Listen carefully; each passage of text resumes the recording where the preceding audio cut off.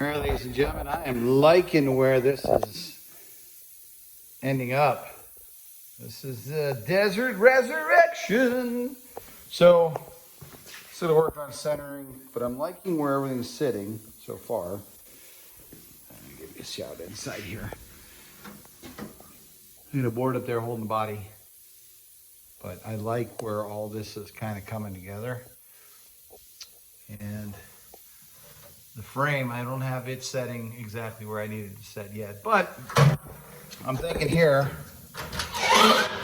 I might just have it still. And I'm okay with that. I'm okay with this. That's not bad. I got to still figure out the ergonomics for the seating. The front body is going to go down a little bit, I believe. I got to put the front end on it. So I got to put the front end on it. Probably going to have to clip the frame somewhere up in that area because I want to keep this. I'm going to keep all that lower structure if I can. But I won't know that until I get the front back on it. I'll know exactly where to trim it up. The motor sits in there pretty well. Just as long as it sat forward of the firewall, I was happy with that. Or not the firewall, but forward of the dash. So it's all going to be tucked up underneath. Like I said, I want to lower the front end down just a little bit more. And the car will be sitting at Corvette ride height, but for a 54, it'll be sitting a lot lower. So, and that's also too, I'm gonna try and incorporate the stock shifter. I got to figure out a bell crank for the, or a cable system actually. That would be fairly simple to put like an arm coming off with a cable and a cable stay bracket, and then use that to move the selector on the shifter. But that's down the road a long ways away.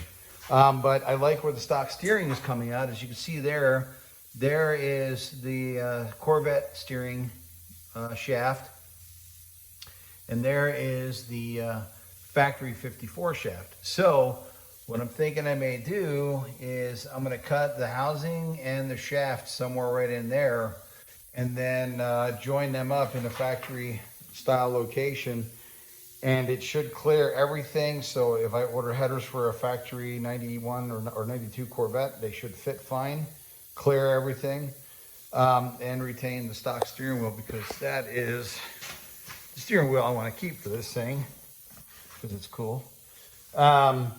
And if it all comes out right, then there probably won't be a need for a pillow block, you know, right there off the frame right there with a heim joint holding the steering shaft. There probably won't be a need for that because the steering shaft will have the articulation in the factory Corvette spot, which it didn't require one for that, so it probably won't require one for this.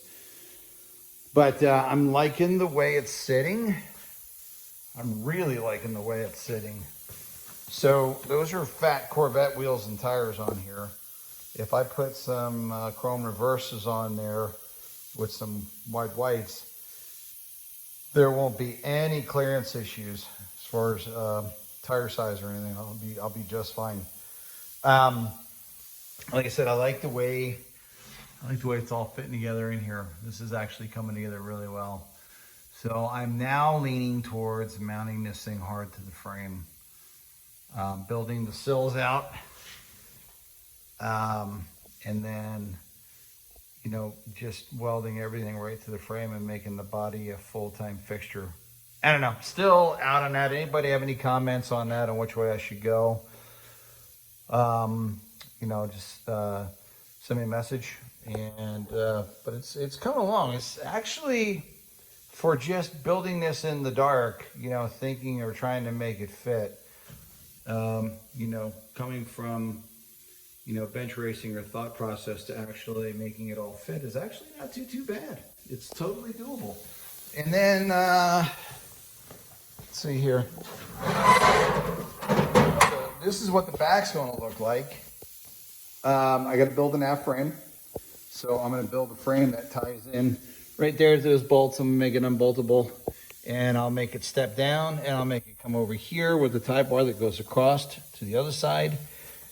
And then my fuel cell or my gas tank, whichever I decide to use, will fit right in this area with no need for any modification of the frame or the factory Corvette sway bar or anything like that. So, like I said, it's coming along pretty good. I'm leaning towards like a Mustang style gas tank that is actually incorporated into the floor. So I may do something like that to where it's got a trunk fill. I'm getting rid of all that, and I'm going to probably maybe leave that hole right there. I don't know yet what I'm going to do with that because I like the patina. You know, this car's got really, really cool desert patina that I'd hate to, you know, mess with. But you never know. And like I said, this car's got no mud, man. Look at that. That's factory lead right there on all the seams up there too. And nothing has ever been touched on the body of this. That's why I don't want to really touch the body too much. I don't even want to put rust repair panels on it, because it's just got that cool patina.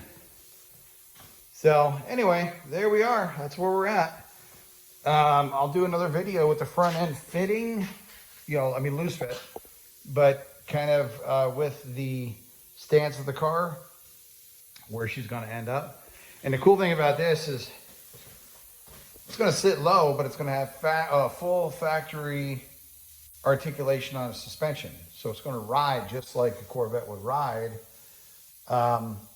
You know, and I've got to scale this thing to see what the weight difference is, if this is actually going to be heavier or lighter when it's all done, you know, because that will tell me if I need to change the springs, you know, the transverse leaf springs to something more stiffer, more performance oriented, a little heavier, or if I need to get rid of them altogether and put like, my first choice would be Shockwave Air Ride. That would be my first choice. And, or just some basic coilovers, which I know they make for this car.